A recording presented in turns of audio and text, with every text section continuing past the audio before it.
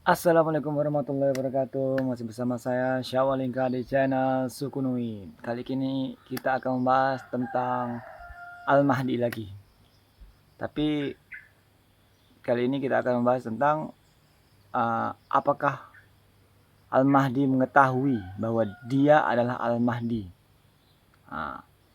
Karena ada penafsiran yang mengatakan bahwa Al-Mahdi tidak mengetahui bahwa dia adalah seorang Mahdi. Dan hadis ini rupanya itu bukan hadis, cuma hanya penafsiran dari hadis. Penafsiran daripada hadis. Hadis aslinya adalah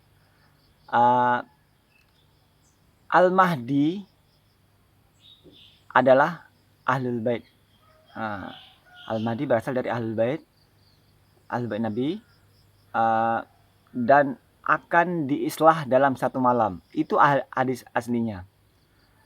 Sedangkan yang mengatakan dia tidak tahu itu adalah penafsiran dari hadis itu. Penafsiran ulama atas hadis itu. Hadis aslinya adalah Al-Mahdi dari Ahlul Bait dan akan diislah dalam satu malam. Secara sanad hadis ini kategori Hasan, ada juga yang mengatakan sahih, antara Hasan dan sahih. Namun dari sisi matan hadis, kandungan hadis, ini tidak mungkin, mustahil.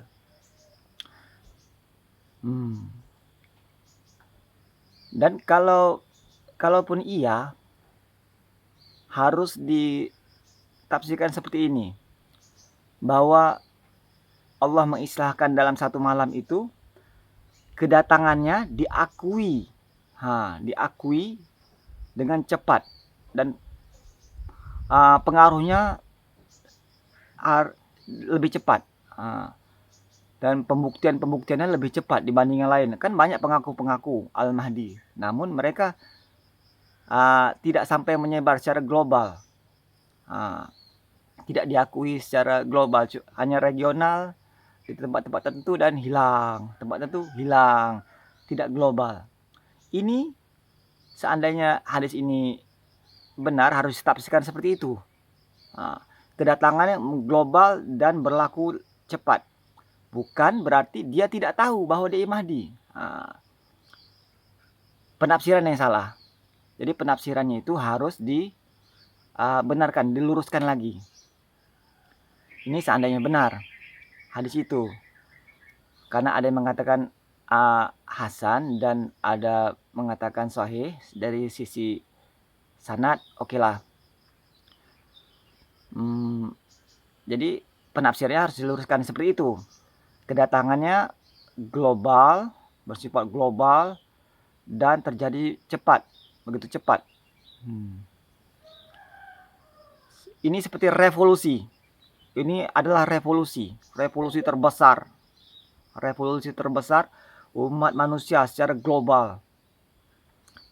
Bukan hanya kecil-kecilan seperti pengaku Al-Mahdi yang lain, datang, hilang, dan dicemooh.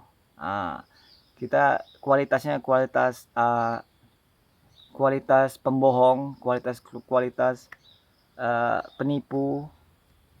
Ini asli. Kalau yang Al-Mahdi yang kita bicarakan ini adalah asli. Ini yang asli, bersifat global, revolusioner, menyeluruh, mengubah keadaan yang penuh kezaliman menjadi penuh keadilan dalam waktu yang sesingkat-singkatnya. Dia bisa menyatukan seluruh umat Islam,